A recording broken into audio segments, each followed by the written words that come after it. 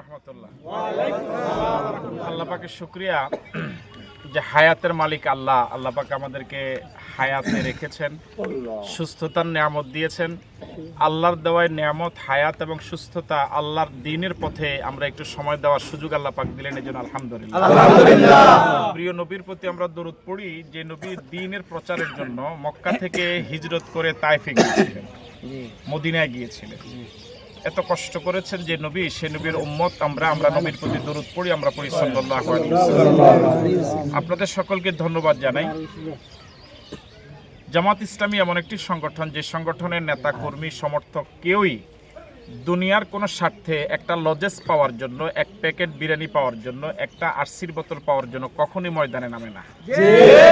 জামাত ইসলামী এরকম একটি আদর্শের সংগঠন, আদর্শিক সংগঠন, এরকম একটি জান্নাতি সংগঠন, যে সংগঠনের সকল নেতা কর্মীরা যত পরিশ্রমী করুক তাদের মুখ কখনো মলিন হয় না।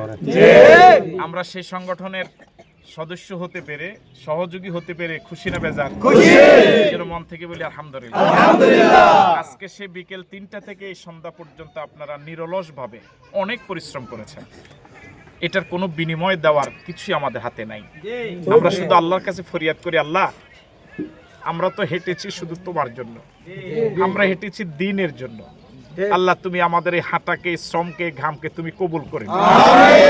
আমাদের কঠিন বিপদের দিনে যেদিন আমাদের সব পুঁজিগুলো শেষ হয়ে যাবে, আল্লাহ আজকের এই সময় দেওয়াটাকে তুমি আমাদের নাজাতের উসিলা হিসেবে কবুল করো।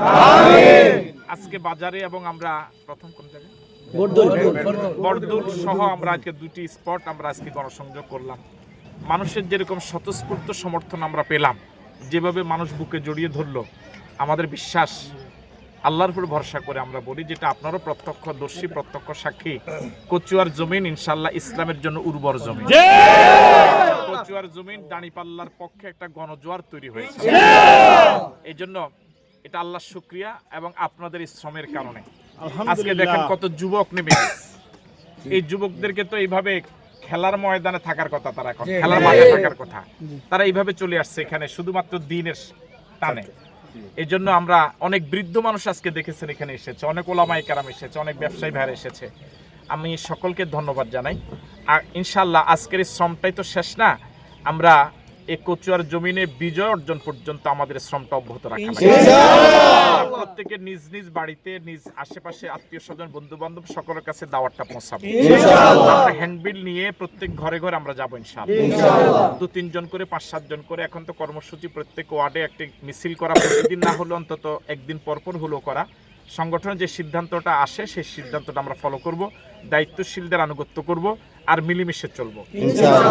আমরা কখনোই কারোর সাথে ঝগড়া করব না, আমরা কখনোই কারো বিরোধিতা করব না। যে জায়গায় আমরা সকল ধর্মের মানুষদেরকে নিয়ে, সকল দলের মানুষদেরকে নিয়ে কচুয়াটাকে সাজাতে চাই, এই জন্য কচুয়ার কেউ আমাদের শত্রু না। আমরা কচুয়ার কাউকে শত্রু মনে করি না, সকলে আমাদের বন্ধু।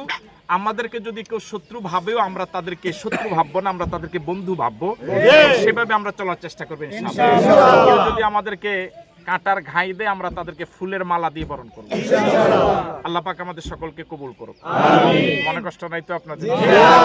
ওর আছে মনে হয়, মনে কষ্ট নাই তো? আল্লাহ হাফেজ, আসসালামু আলাইকুম।